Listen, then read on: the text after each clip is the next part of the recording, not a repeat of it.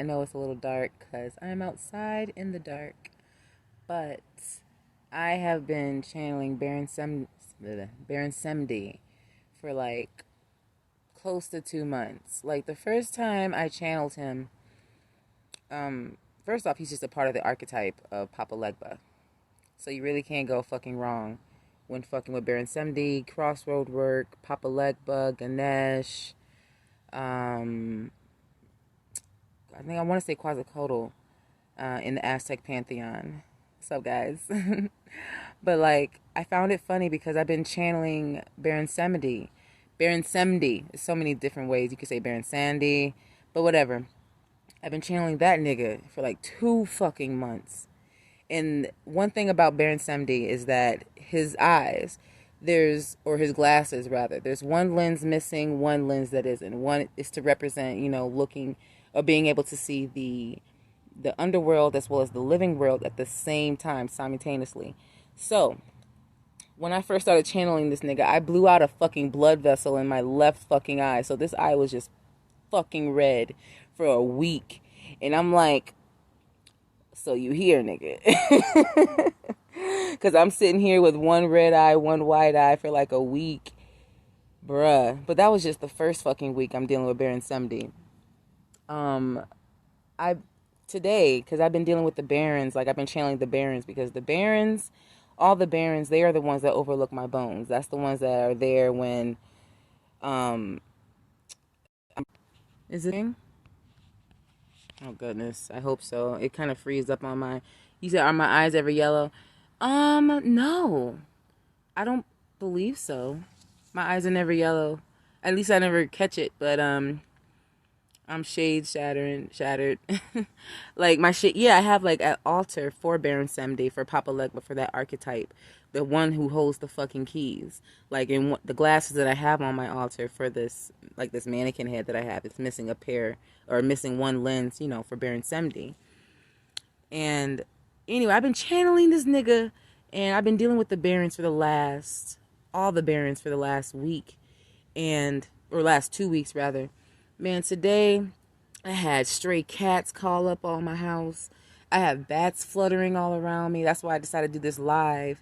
I have, what was the other animal? I have owls hooting. Man. Hey, man, body is an altar. An altar is just a portal. Altar is just a portal, man. Like, when I'm doing, like, you can have altars, you cannot have altars. I know people have mobile altars, but it's just a representation of a portal. A certain type of portal. But no matter what type of portal work, here's the thing, even if you do voodoo, I don't do voodoo. I respect the voodoo pantheon, but I don't do religion. But the entities in voodoo are marvelous, and I work with them as well. That being said, any nigga in voodoo conjures fucking Papa Legba first. You want to know why? Because that nigga holds the fucking keys. You can't start shit without that nigga. That nigga's seen as the child and the old man. Like, he's on both sides of the fucking portal. You can't get shit. You can't go nowhere without the nigga that holds the key. That's why when these niggas want to fuck with, when these niggas want to do any type of portal work,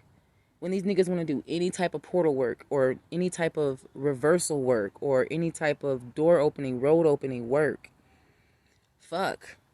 You can't address this shit without Papa Legba, without Ishu, without Ilegwa. And it's not about the fucking name. It's about the archetype. It's about the fucking entity that you're dealing with, because Ganesh is the same shit in the Indian pantheon. It's a primal entity. It doesn't matter what name you fucking call it. You're going to find this primal entity in every fucking pantheon. The portal entity is fucking foundation. If you want to get to any side, you got to have a fucking key. You got to know that you got to have an intimate relationship with this nigga. And that's the thing, like, I've been dealing with fucking Papa Legba since I was a fucking 3-year-old kid. I didn't know what the fuck to call this nigga. That was my first vision ever. He came out the fucking wall from a portal on a horse and carriage. And my whole family know this story. They still make fun of me because not everyone's on this shit that I am. But they're like, remember that fucking story you keep fucking telling? I'm like, of course I do, because that's the first spirit I've seen. He came out of the wall and he came and bit my fingers. See, look at this shit. When dealing with Papa Legba, you better be ready to catch a L. That nigga play tricks. Papa Legba plays tricks, boy. But he came and bit my fucking finger as a fucking child. And ever since then, I've been a fucking artist. Every fucking since then. Like, I have an intimate ass relationship with Papa Legba. Love that nigga. The Barons. I'm always dealing in fucking death. Like, the nigga, I fucking die consistently. Like, when I say all my friends and my family are dead, I fucking mean it. Like, I deal with the dead since I was a fucking child. You couldn't get me out the darkness. I would rather be in the dark than go out. Like, close my fucking door. Like, get the fuck out of here. But, like, dealing with road opening work, like, I told people who are in the cast to cast a spell, because we were doing detachment and reattachment shit. Like, if you're going to detach from any fucking thing, you have to fucking put something in that place, because you're a damn fool if you consider that nothing's going to take place there, because you have to give in order to receive. Something is going to be replaced there if you're going to let it go. It's both sides of the coin. It's inevitable. Okay, there's not just one side of the fucking door, or else it's not a door, it's a fucking wall. So if you're going to let go of something, you better be ready to put something in there. That's why, niggas who try to quit cigarettes or whatever, they find themselves addicted to chewing gum or eating niggerette gum and shit like that. You know what I mean? Like, something else is going to take its place. So you have to be aware of that shit. So, man, dealing with fucking Baron Semdi, that nigga's been heavy. I'm just dealing in the underworld, the sex. Like, I'm a Scorpio. So, me being a Scorpio, I'm already in the fucking underworld, nigga. That's my shit. That's my blueprint as a fucking physical being. And this nigga's been taking me through hell, and it's been fucking marvelous. I'm telling you. Like, when y'all dealing with these portal entities, they're all tricksters. Have you noticed it? No matter what pantheon you fucking go to, the one who holds the key is a trickster, and they have a certain type of humor. Those are the fucking main Capricorn. Y'all dope. Like, Scorpios get along with Capricorns. Yeah, because it's like, I get it. Like, everyone is just not as cool as us. But, I know, I'm barely reading y'all shit. I don't give a fuck. Y'all be alright. But yeah, man, dealing with the underworld, like, you find, this is where everything is. This is where all your bullshit is. This is where all this fucking shit you want to hide away from is. And I just been going through it, and I've been enjoying myself, y'all. I've been going through fucking hell. I've been catching L's in hell. And these lessons, all this shit that I'm fucking finding with Baron Semdi, all this shit I'm dealing with Baron Semdi has fucking increased my shit. Like, man, have you ever done ayahuasca? I've done ayahuasca. You haven't even experienced the trip. But what I'm trying to say is, I've dealt with that portal shit when I was on ayahuasca. And it's shown me exactly what the fuck this shit is, man. This shit's a fucking joke. All this fucking shit is a fucking joke. And that's the funny part. Like, that's their humor. That's their fucking humor. These deities, these entities, they have a humor that surpasses your bullshit and you trying to be serious all the fucking time. Like, these deities and their humor is, you can't find this shit anywhere except the fucking darkness. Have you ever laughed at the worst thing? Like, laughing is the ultimate pain. Like, after you felt the most pain, like the fucking threshold, you can't help but to laugh. That's the only release you got. So these niggas are in death. They are death. They reside over death. They reside over the graveyards. You can't fucking die until they fucking dig your grave. You can't fucking die until those niggas dig your fucking grave. You know what I'm saying? Like, have you ever been in death? Have you ever been death? When dealing with these entities, man, they're a fragment of yourself. Like, I'm passionate about this shit. I fucking love my spirits. I talk to these niggas every day. I fucking talk to them more than my fucking physical family, man. Fuck my physical family. Even Jesus said, you ain't my fucking family, nigga. You ain't my fucking family no more. These niggas my fucking family. That's how you know, nigga, man. Dealing with these spirits, you gotta fucking take the L. You gotta laugh. You have to laugh. You gotta laugh at the shit that you find. because it's funny and that's their humor. And you gotta get that shit. Get out of your own way. Get out of your own fucking way. Get out of your own fucking way, man. I was gonna make a whole fancier video about this shit, but man, fucking spirit, I had bats fluttering all over my head. And I'm like, hey Baron, what's up? So I'm all up in the graveyard. So let me do this video because every time I try to do the video, something fucking happened, and I had to laugh. I laughed it off every fucking time. This story keeps popping up because this is when Papa Legba decided to play a really funny joke on me. This is before I started a corner store, and I was interviewing for a job because I just got fired at some fucking job that I was at, whatever. I was looking for a job, and I went for the interview, and I was hitting up Papa Legba. I was like, yo, what should I do? What should I do? Where am I going? Blah, blah, blah.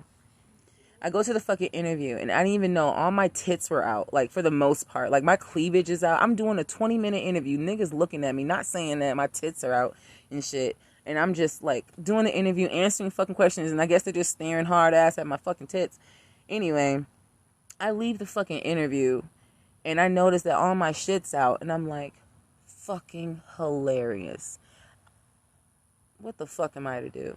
And I didn't even feel the breeze. Like, that's how funny that shit was.